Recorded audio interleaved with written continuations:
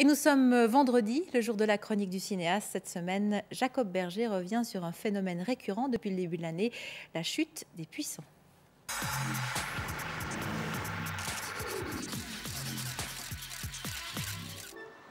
Cette semaine, seulement un ministre français, bourreau des cœurs, et un chef militaire serbe, bourreau tout court, ont vu le sol se dérober sous leurs pieds.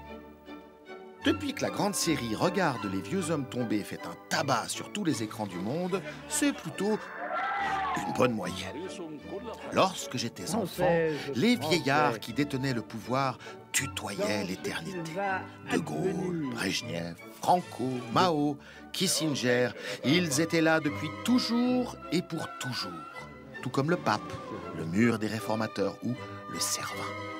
Seule la mort semblait en mesure de mettre un terme à leur règne si muable. Depuis qu'Internet, les téléphones portables et Facebook ont pris possession de nos vies, les choses ont un peu changé. En 2011, c'est au rythme de 2 par mois que nos vieux hommes puissants dégagent dans la stratosphère. Ben Ali joue à cache-cache avec Interpol en Arabie Saoudite. Moubarak attend son procès pour meurtre et vol accroché à son respirateur artificiel à Sharm el-Sheikh. Laurent Gbagbo a connu l'humiliation suprême du Marcel dans sa résidence présidentielle de Cocody. Ben Laden est en train de battre le record du monde d'apnée en mer d'Arabie.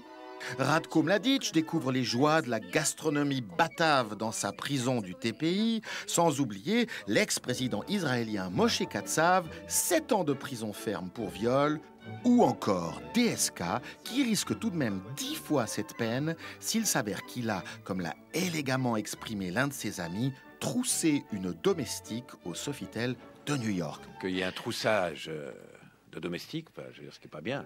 Et puis, il y a ceux qui sont à 2 doigts du précipice et dont nous attendons placidement la chute dans les jours ou les semaines à venir.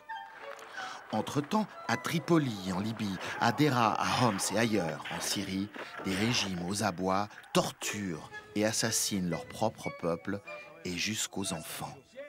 Mais ni les Kadhafi, ni les Assad n'ont compris que plus ils massacrent, plus aujourd'hui leur peuple les voit, et moins ils se laisseront faire. Et oui, ce qui a changé, c'est qu'aujourd'hui, les secrets sont devenus plus difficiles à garder. Heureusement, certains mystères restent bien protégés.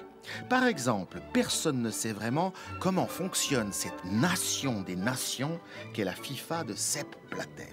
Ah, Sepp, réélu avec 91% des voix à la tête du football mondial. Sepp Blatter, on vient d'en avoir la preuve, est éternel. Oui, oui, oui, oui. Comme le Cervin.